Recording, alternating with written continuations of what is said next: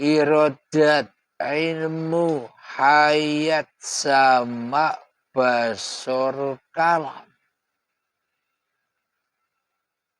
Jadi kehendak, kuasa, hidup, ilmu, melihat, mendengar, dan berkata-kata ini coba kita renungkan. Bila tak ada Allah, bila tak ada Allah, bila tak ada Gusti, bila tak ada Sang Yang Widi, bila tak ada Romo, apakah mungkin semua alam semesta ini terwujud? Jadi lebih wujud mana ciptaan Allah berupa alam semesta ini daripada wujud Allahnya sendiri? Perlu kita pahami pelan-pelan, kita resapi pelan-pelan.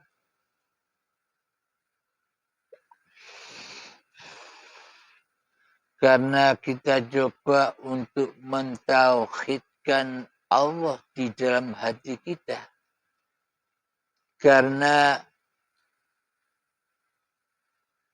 induk-induknya segala zikir itu adalah la ilaha illallah.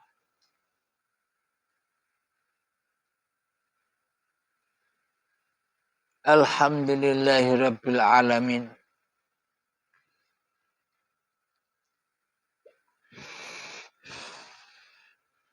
Selama ini di dalam hati kita hanyalah kita yang ada. Allahnya tak ada. Kenapa?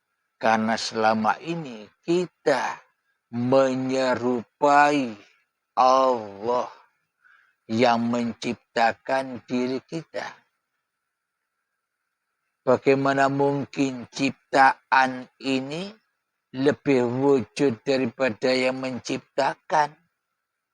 Maka selama ini kita hanyalah mentauhidkan diri kita sendiri daripada mentauhidkan Allah di dalam hati kita. Jadi bila 7 sifat itu kita pasrahkan kembali kepada Allah, yakni kuasa, kehendak, ilmu, hidup, pendengaran, dan penglihatan, serta berkalam-kalam ini sudah dikembalikan kepada hak-haknya Allah, maka akan bertauhidlah diri kita di dalam Allah. Maknanya untuk menggapai ketauhidan Allah, maka kita wajib mengembalikan seluruh sifat-sifat Allah. Hidup sifatnya Allah. Bila ada hidup selain Allah, berarti Allah bukan Tuhan.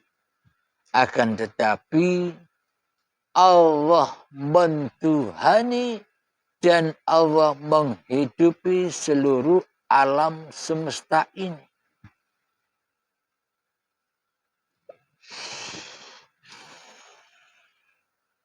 Untuk mengenali itu semua, untuk mengungkap itu semua, marilah kita simak di dalam ayat suci Al-Quran.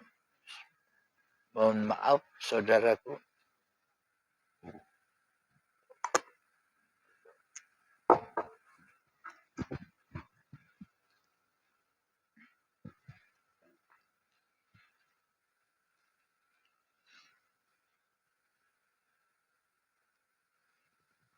Di dalam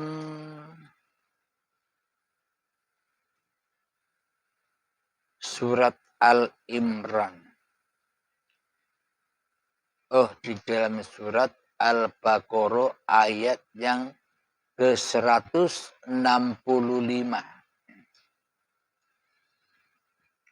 Bagaimana mungkin kita bisa mencintai Allah sementara kita selama ini hanya cinta kepada diri kita sendiri?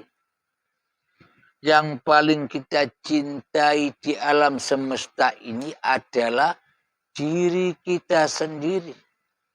Yang paling kita sayangi di alam semesta ini adalah hawa nafsu kita sendirilah yang lebih kita cintai daripada cinta kepada Allah. Karena Allah tak nyata buat kita selama ini. Karena Allah tak wujud bagi kita selama ini. Kita hanya menyatakan dan kita hanya mewujudkan hawa nafsu kita sendiri di dalam hati kita. Intinya kita mentauhidkan, lebih cinta mentauhidkan diri kita di hati kita daripada kita mentauhidkan Allah. Kita lebih cinta kepada diri kita daripada cinta kepada Allah selama ini. Ya tidak. Alhamdulillahirrabbilalamin. Bismillahirrahmanirrahim. والذين آمنوا أشد حبا لله, yang artinya orang-orang yang beriman lebih kuat cintanya kepada Allah. Jadi yang dikatakan orang-orang beriman itu lebih kuat cintanya kepada Allah. Maknanya orang-orang yang beriman itu adalah lebih kuat hidupnya bahwa hidup inilah Allah, bukan hidup manusianya. Hanya cinta kepada uripe Allah daripada uripe manusiane. Karena sesungguhnya manusia itu tak punya hidup kecuali hidup Tuhannya yang telah menciptakannya. Orang yang dikatakan orang yang beriman itu adalah lebih kuat cintanya kepada Allah daripada cinta kepada dirinya sendiri, daripada cinta kepada hawa nafsunya sendiri, daripada cinta kepada iblis dan setan yang bersarang di dalam jiwa ini. Sekarang tinggal kita ngetes keimanan kita. Siapa yang lebih wujud antara kita dengan Allah? Siapa yang lebih hidup antara kita dengan Allah? Bila yang lebih nyata, lebih hidup, lebih wujud di dalam hati kita ini masih diri manusia kita, Allahnya goib, Allahnya tak ada. Inilah ayat yang membuktikan bahwa kita selama ini tak cinta kepada Allah. Karena kita lebih cinta kepada diri kita sendiri daripada cinta kepada Allah. Berarti kita ini dikatakan beriman kepada Allah apa tidak? Bila kita tidak beriman kepada Allah dengan senyata-nyatanya bahwa yang selama ini lebih dicintai oleh diri kita adalah diri kita sendiri. Itulah bukti bahwa kita selama ini lebih mentauhidkan iblis dan setan di dalam dada kita selama ini daripada mentauhidkan Allah.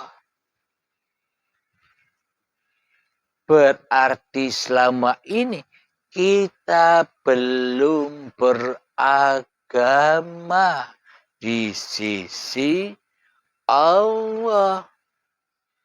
Maka dari itu sia-sialah apa yang kita kerjakan. Sholat kita sia-sia, ibadah-ibadah kita sia-sia.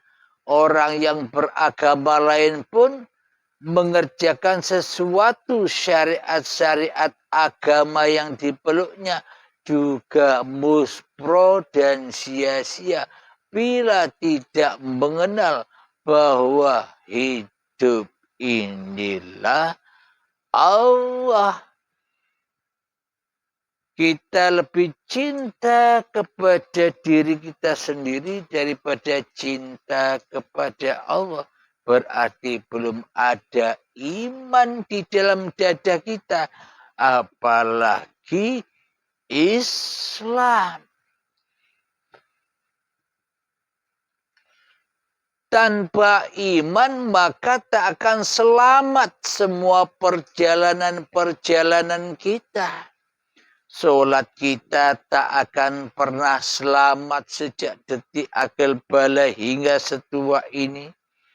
Ibadah kita takkan mungkin selamat kepada Allah di dalam kehidupan ini. Tahajud kita tak akan pernah selamat kepada Allah. Sholat duha kita tak akan selamat kepada Allah. Ngaji Al-Quran kita selama ini tak akan selamat kepada Allah. Bila diri kita belum ada iman. Bila kita di dalam hati kita masih merasa diri kita lah yang wujud. Lebih wujud daripada Tuhan yang menciptakan diri kita di hati kita. Itulah bukti bahwa kita selama ini tidak bertuhan alias ateis. Yang ada, yang wujud, yang ditauhidkan, yang diesakan, yang diahadkan di dalam hati kita hanyalah hawa nafsu kita sendiri selama ini. Sehingga kita bukan orang-orang yang beriman selama ini. Apalagi Islam. Jadi untuk menggapai Islam, indallah, innad dina indallahil Islam, sesungguhnya agama yang diridhoi di sisi Allah itu adalah agama yang selamat. Selamatnya hatimu daripada Tuhan, daripada hawa nafsumu menuju Tuhanmu yang telah menciptakanmu. Jadi tahapan-tahapannya iman dulu baru Islam. Baru bisa bersyahadat. Baru bisa menjadi mu'allaf. Sesungguhnya kita selama ini belum Islam di sisi Allah, di sisi Tuhan, tapi sudah Islam di sisi manusia.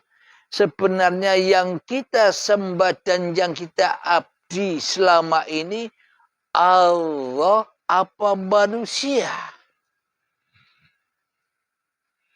Kita selama ini menyembah Allah, apakah menyembah manusia?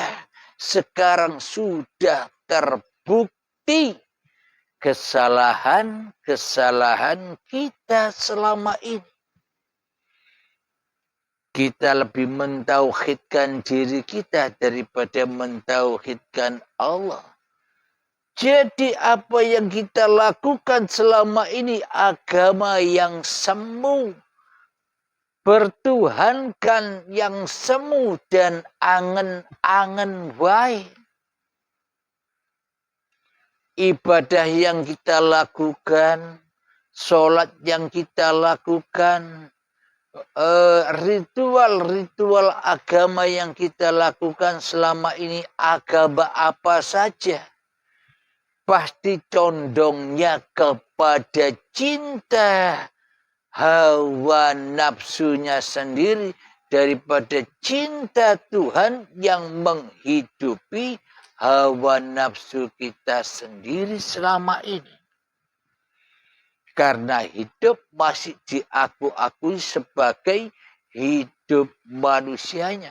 Maka apapun yang kita lakukan hanyalah untuk selimutnya hati.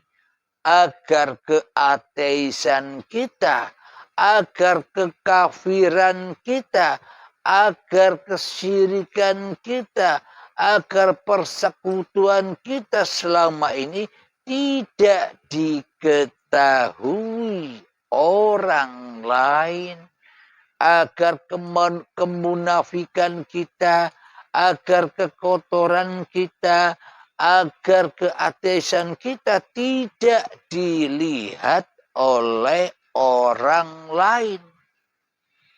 Berarti kita selama ini nyembah manusia daripada nyembah Allah. Maka hancurlah semua amal-amal ibadahnya. Karena bukan Allah yang disembah di hatinya. Inilah bukti bahwa kita selama ini mentauhidkan setan. Inilah yang dimaksud setan itu juga bertauhid. Inilah yang dimaksud setan itu lebih tauhid daripada manusia. Maknanya bertauhid, tahu bahwa Allah itu Tuhan, tapi tidak mau ia mengakui Allah sebagai Tuhan.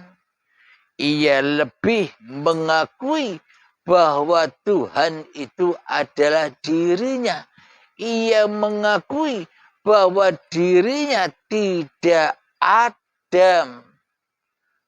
Diceritakan iblis dan setan tidak mau sujud kepada Adam. Maknanya iblis dan setan itu tidak mau bila dikatakan dirinya tidak ada. Itulah iblis dan setan. Lalu siapakah iblis dan setan yang sesungguhnya itu? Yang nyata di hati kita itu? Siapakah yang kita tauhidkan di dalam hati kita selama ini? Kan diri kita sendiri.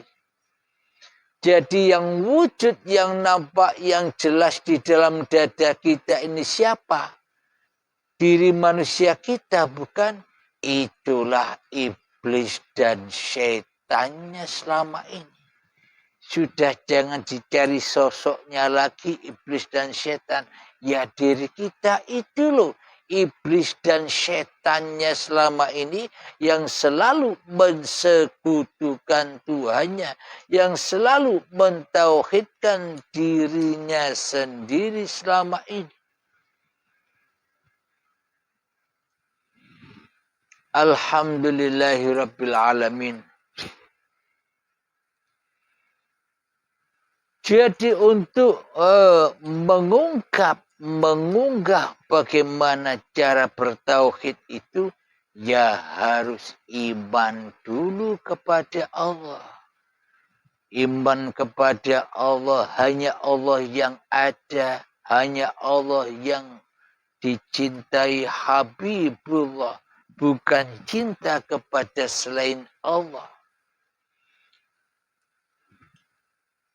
Jadi iman itu hakikatnya ketika dirimu sudah tak ada di dalam hatimu, yang ada hanya Allah, itulah iman.